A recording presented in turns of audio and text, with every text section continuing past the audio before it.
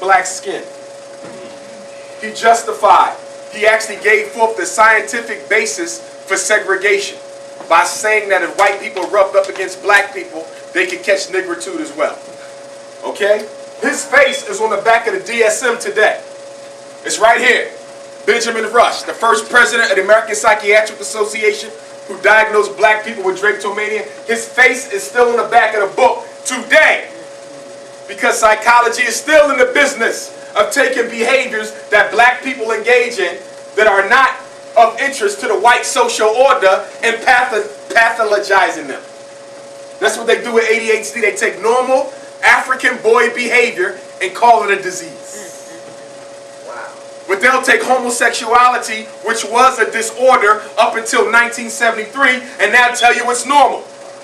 Why is it that homosexuality was illegal for all of American history until 1973? It was in this book until 73. They took it out in 73, 37 years ago. Why? As a population control tool to teach black children to cohabitate with people of like gender. If you do that, you split the population in half. AIDS is working, but it ain't working fast enough. Mass incarceration is working, but it ain't working fast enough. They needed something more effective. What can be more effective than convincing black schoolgirls to have sex with other black girls for the rest of their life? If you do that, you eliminate the need for babies altogether. Stop letting people suck you into the nature-nurture debate. It's not about nature or nurture. It's about racial extermination. It is no coincidence that homosexuality became normal in 1973, the same year the first documented cases of HIV/AIDS surfaced. It's all related. World Health Organization gave homosexuals in Los Angeles and New York City a smallpox vaccination. Within 5 years, every homosexual who was given a smallpox vaccination came up HIV positive. How is it that a disease that was originally championed as a disease of white gay males became the #1 killer for black women on the face of the earth? Because it was about you the whole time. It was about us the whole time. So now homosexuality being pushed through the Obama camp. That's his domestic agenda. Every president has two agendas, an international and a domestic. An international and a domestic. Obama's international is AFRICOM, to subdue Africa so the white Western corporate giants can come in and rape the rest of the resources. That's his international agenda. His domestic agenda is to make homosexuality the modus operandi in the black community by the time he leaves office. And they're doing it. Homosexuality is the new civil rights. A white child could call your child an N-word in school, they won't get expelled. Let your child say something to a homosexual child, you get expelled from school. It's the new civil right. That's right. That's right. And no, it is not your business whether or not the school teacher is gay or lesbian. You don't have a right to know that because they can't get discriminated against. At our historically black colleges and universities, you have brothers who cross-dress now. And the single brothers who don't want to be a roommate to a brother who's cross-dressing cannot request a change of roommate just because he is in a room with a cross-dressing black male. That's called sexual harassment discrimination. You can be kicked out of college for that. That's right. So homosexuality is taking over the black schools, it's taking over the black community, it's taking over the public schools, and it's all in the name of racial extermination. In 1972, the Rockefeller World Population Council and Planned Parenthood International said that homosexuality had to become a normal, accepted mode of behavior. In 73, the American Psychiatric Association had its annual convention where they voted to take homosexuality out of the DSM-4. 1974, Secretary Henry Kissinger pens the National Security Memorandum in 1974, and in that he recommended the use of sexual education as a tool to reduce the black population. What he did not mention was that sexual education was really a code word for homosexual education. And in 1975, you get special education. Special education was started in response to the Brown versus Board of Education decision of 1954. Supreme Court said you couldn't use race to segregate amongst children. So white racist scientists had to come up with a new way to keep the black kids away from the white kids because you couldn't use skin color. So they came up with, in 54, mentally gifted. Mentally gifted. The mentally gifted movement was originally a racist movement that sought to resegregate black kids from white kids. You couldn't use skin color, so now you would simply say the white kids are too smart to be in the same class with these dumb Negroes. Problem was it didn't work because a lot of the white kids weren't smart at all. So 20 years later, while the Civil Rights Bill was being rushed through Congress, in 1963, a white psychologist in Chicago came up with the learning disability. Let me give you the definition of the learning disability. Because most black kids who are receiving inferior education, which is all special ed is, inferior education, are receiving it because they were classified by someone with a learning disability. A learning disability is the failure on part of a child with normal intelligence to learn a scholastic skill. Let me say it again. A learning disability is the failure of a child with normal intelligence to learn a scholastic skill. Now I want you to cut off your Willie Lynch chip and I want you to cut your African mind on. What's wrong with that definition? It's paradoxical. It's incoherent. It's a contradiction in it. If my son has normal intelligence, how is it possible for him not to be able to learn how to read, not to be able to learn how to write, not to be able to learn how to do math? Does he have a learning disability? Or does the teacher have a teaching disability? Who's really at fault here?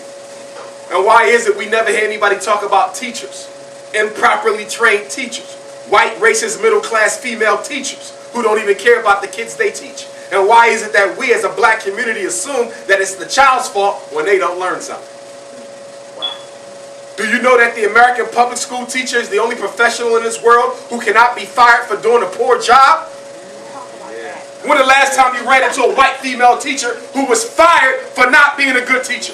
You ain't never met one and you never will.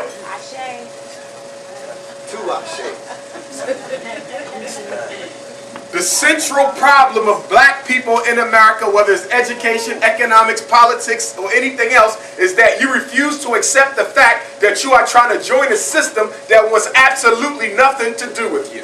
And you're forcing your children to deal with the same hell because you have a love affair with your abuser. Point blank, period. And that's the central issue. We built America. You built the whole world. Stop using that excuse. It ain't because you built America. It's because you love the white man. You love his wife. You love his books. You love his schools. You love his woman. You love his hair. You love everything about him. And you don't want to leave him. And he knows this. And that's what's going to make extermination so much more easy on his behalf. Because you're the only race in this country who don't expect this country to ever fall. Everybody else knows the fall is coming except the slave. Because for as long as you know, he's always been your master. And you do not want to part with him. Post-traumatic slavery disorder. Hello. Hello. I could care less how you eat. I could care less who you pray to. I care how you think. Because a vegetarian house nigga is still a house nigga. Did you hear what I just said? Yes. And I'm going to be crystal clear about that. Okay? Pan-Africanism, we don't get into all that other stuff. It's important. But ultimately, it's how you think. Because if you don't think with the best interests of your people, I want you to eat all the cholesterol you can get so you can get the hell out the way so we can take care of our business.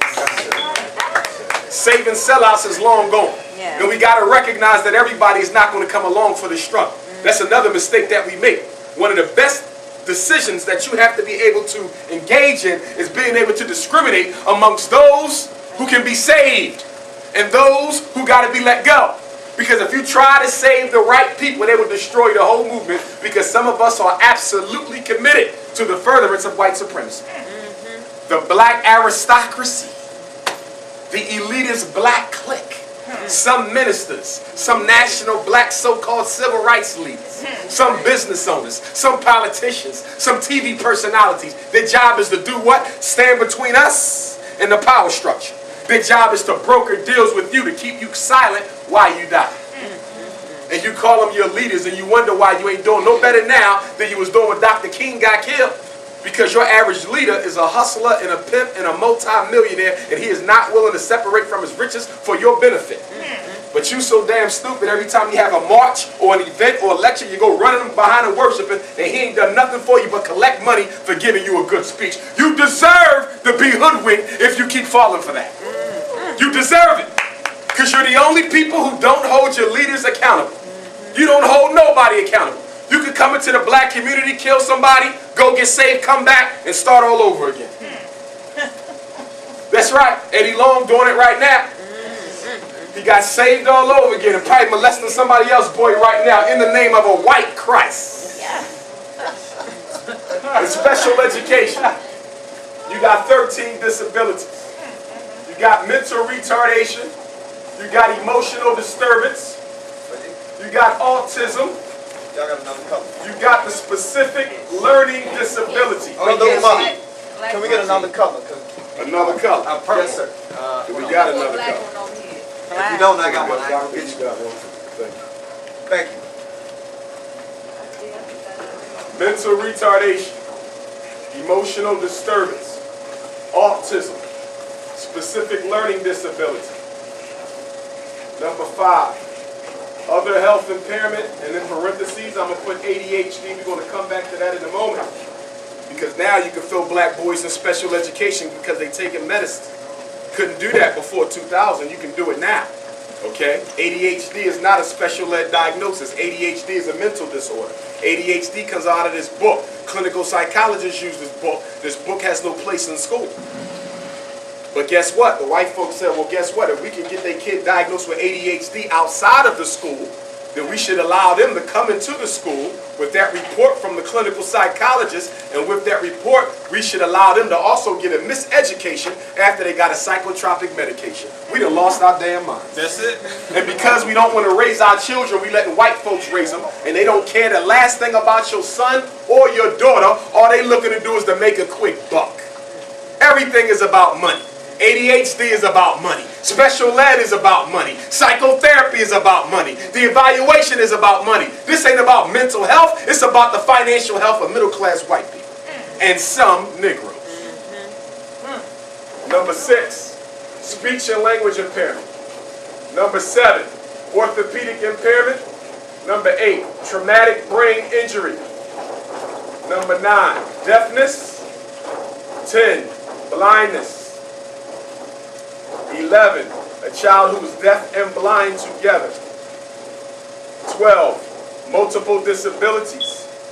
13, and it just slipped my mind. What was 13? Developmental delay. Hold on, where's my hearing impairment? Speech and language impairment, orthopedic impairment, traumatic brain injury, deafness, and blindness, multiple disabilities. You have your IDMI. Okay, my hearing impairment. That's not a special ed category. Your IDMI is your intellectually disabled moderate. That's here. There. Hearing impairment. Good looking on that. You sharp over Special there. ed teacher. I got it. Hearing impairment, and then I'm gonna put developmental delay with a parentheses. Okay.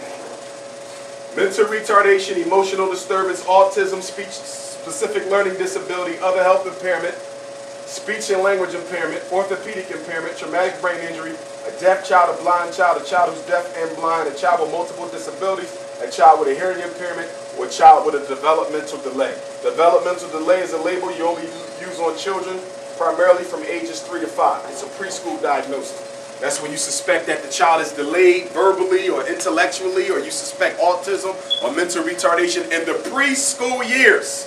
Then they can get service through the intermediate unit. That's a preschool diagnosis. These are the sweet 13. These are the only 13. These are the special ed diagnoses. They come from the federal government.